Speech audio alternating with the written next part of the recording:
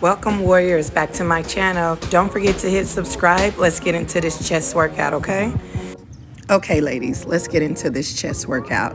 I'm going to show you 3 different exercises, and I want you to do 10 each, 3 sets. Let's get it. Grab you some dumbbells, light to mid weight. You do not have to go heavy. If you're on a flat bench or you're on a floor, you can do this workout. I want you to press it up 10 times. Squeeze that area between your shoulder and your breast when you take it up, okay? Give it to me, ladies. Let's get it. And one tip I want to give you when you're doing a chest press, make sure that your back is flushed against the bench or the floor. All right, next.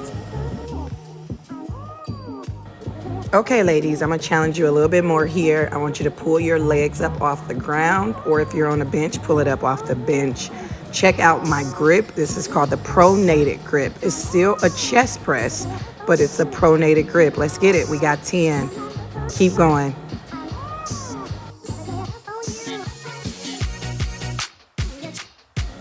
This is another form of a dumbbell chest press, okay?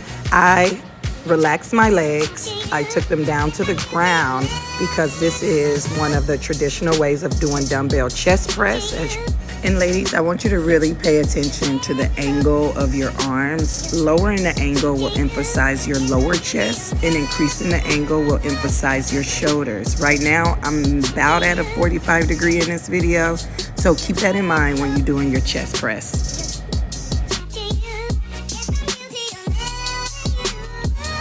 Last but not least is flat bench chest flies. I'm elevating my legs right now, but you will see shortly that I will put those legs down because this is challenging to do. It definitely recruits your core muscles.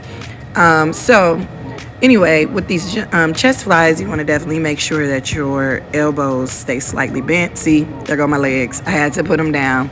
And you want to make sure you take those right above your chest and then out.